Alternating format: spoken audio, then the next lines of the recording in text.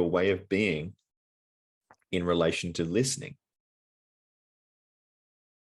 The way that you listen, the way that you hear things, which determines what you're available to hear. For example, you might even be, I am being that what you have to say is not important.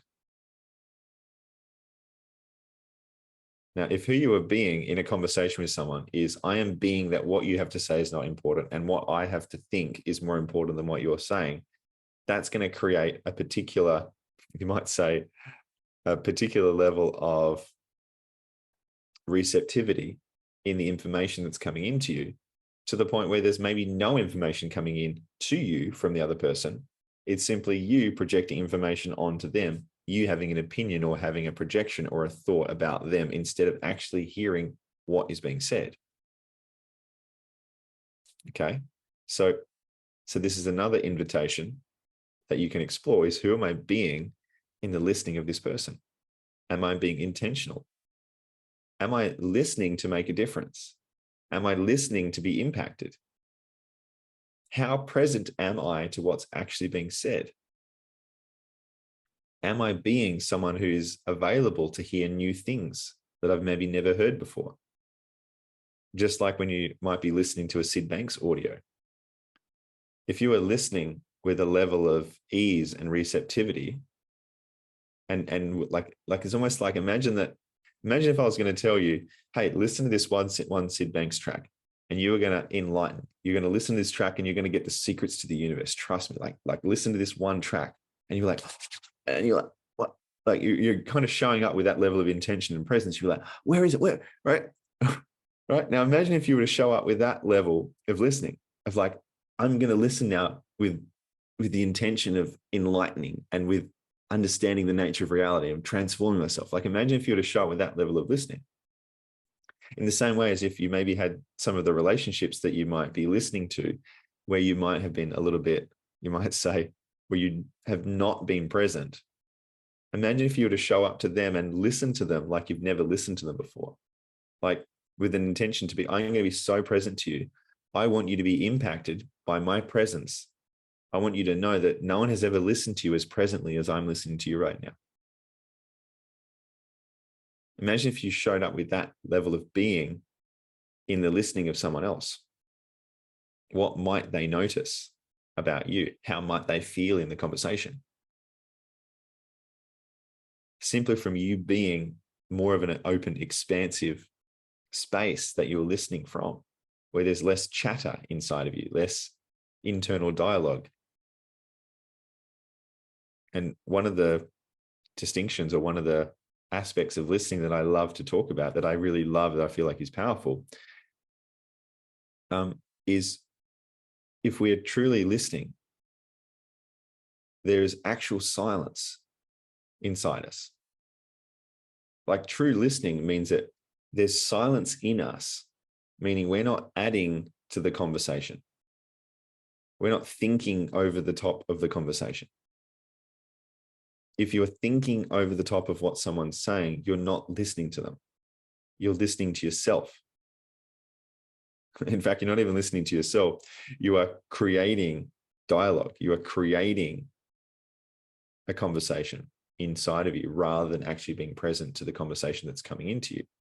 So the greatest way that I know that I'm present to someone else is by checking in for the amount of silence that I have. I'm checking in for the silence in my mind, and I'm checking for the feeling of ease, of knowing that I can just be here without needing to do anything or to say anything or to come up with some kind of really intelligent, witty remark, just being there with someone. So that's how I measure or gauge my level of presence, is how silent am I? Now, that being said, there's many times in a conversation where I'll be listening to someone and there'll be something that arises that I'm like, oh, I want to share this. Okay. Now that's important too. Like, for example, when I'm in a coaching conversation, when I'm coaching someone, I'm mostly there in silence, just listening, soaking in a feeling. And then something will arise in me where I'm now aware of, okay, here's the place where I need to lead the conversation. Now, when that arises in me, I now know, okay, is this arising in me to make a difference to this person? Or is this arising in me that's taking me out of the present moment? So that's what I'm doing when I'm coaching someone.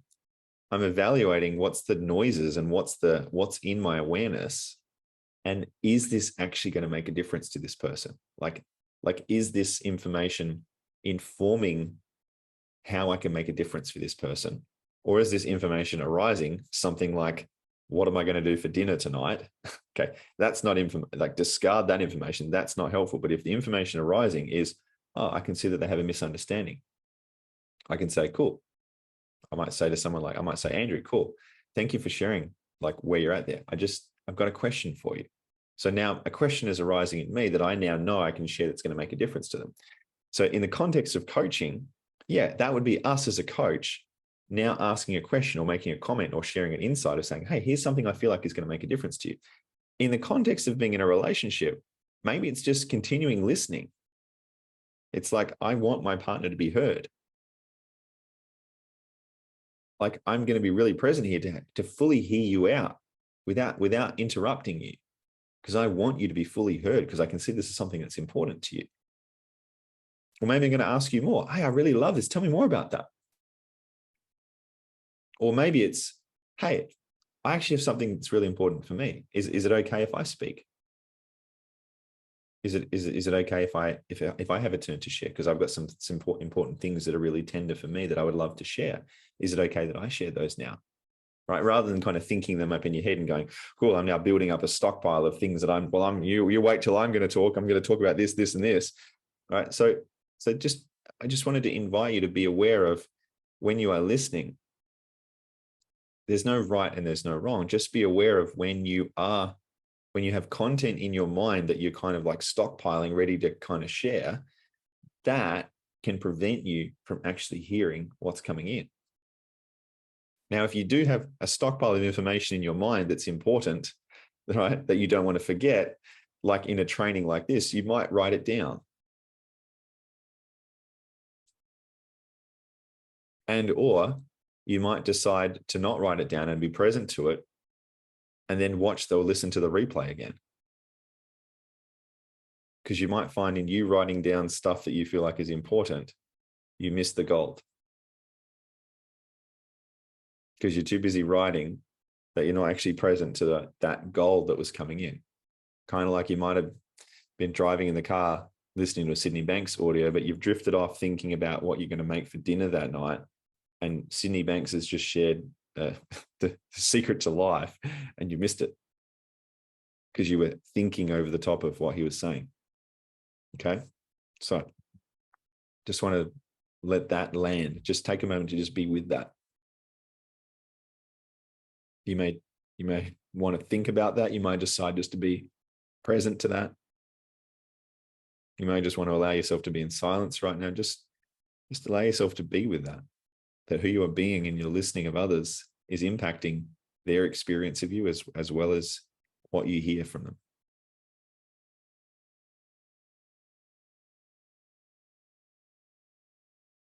And so you are being in your listening of others, a whole dimension of being.